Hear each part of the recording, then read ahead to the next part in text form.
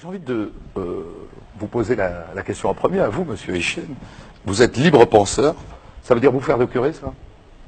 Ça a été le cas il y a des années, quand l'Église était dominante, quand il y avait le concordat, quand les prêtres et l'Église dominaient la société, il fallait bien se battre. Et à cette époque-là, on a eu ce surnom qui nous a été donné par l'Église. L'Église n'est jamais très respectueuse de ses adversaires. Alors, Jésus-Christ a-t-il existé? Voilà, je la pose d'entrée, la question. Pour nous, libres penseurs, non. C'est un mythe inventé par des mythomanes. C'est une invention pure et simple. On n'a aucune trace de l'existence de Jésus, contrairement à ce que disent ces turifères. C'est quelqu'un quand même qui, s'il a existé, est extraordinaire. Il a marché sur l'eau. Il a guéri des morts, il a fait la résurrection des morts, il a changé l'eau en vin, il a multiplié les pains, il a chassé les marchands du temple, il a fait toute une série de choses. Or, bizarrement, il n'y a aucune trace de son existence dans aucun des écrits de cette époque. Et les seules traces qu'on a de l'existence du Christ, de Jésus-Christ, c'est en fait des interpolations, des textes qui ont été falsifiés, interpolés, c'est-à-dire écartelés, la plus célèbre étant celle de Flavius Joseph, que Voltaire, déjà dans son dictionnaire philosophique, disait que c'était une farce énorme. Ce personnage n'a jamais existé, et ça a permis à l'Église de monter une affaire commerciale multiséculaire et internationale, mais il n'y a, et je défie quiconque de prouver, il n'y a aucune trace de l'existence de cette... Il n'y a aucune trace. Il n'y a aucune trace. Et on a des traces de plein de choses qui ont existé à ce moment-là, mais aucune trace de cet individu qui commet des miracles. C'est tout à fait ça. C'est un argument de plateau et rhétorique de dire il a existé. Moi, je vous dis qu'il n'a pas existé.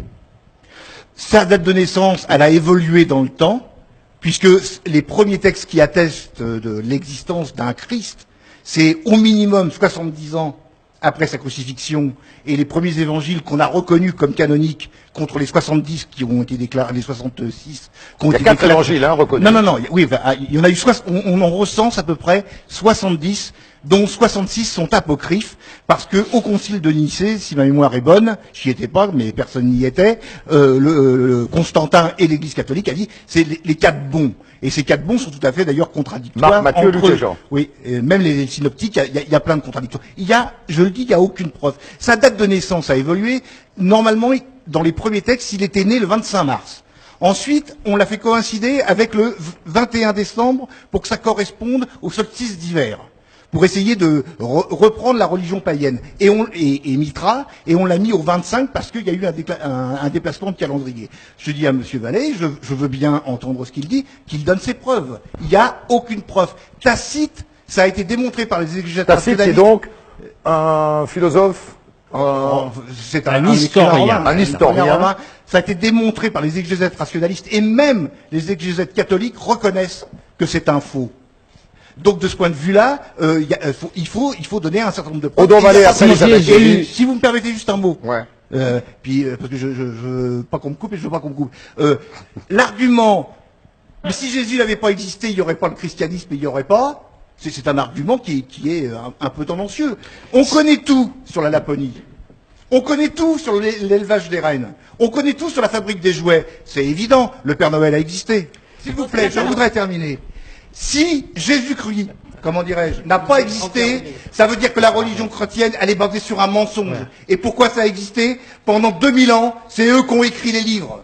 C'est eux qui ont tenu les parchemins. C'est eux qui ont écrit l'histoire. Oui, il y a un complot. Oui, il y a un faussaire. Et ça s'appelle l'Église catholique. Il y a Lucifer, il y a Jonas, il y a la baleine. Il monte, il descend, il y a sa mère et tout. Non, ça, c'est de la mythologie, tout ça. Le vrai problème de fond, pourquoi le christianisme a gagné? Parce que Constantin en avait besoin pour dominer l'Empire romain. C'est un problème politique. C'est pas un problème de religion. C'est un problème complotiste. Non, c'est pas complotiste. Vous avez qu'à lire le concile de Nicée. Pourquoi le christianisme triomphe alors qu'il est à ses débuts une religion opprimée? C'est parce que l'Empire romain en a besoin pour dominer l'intégralité de l'Empire.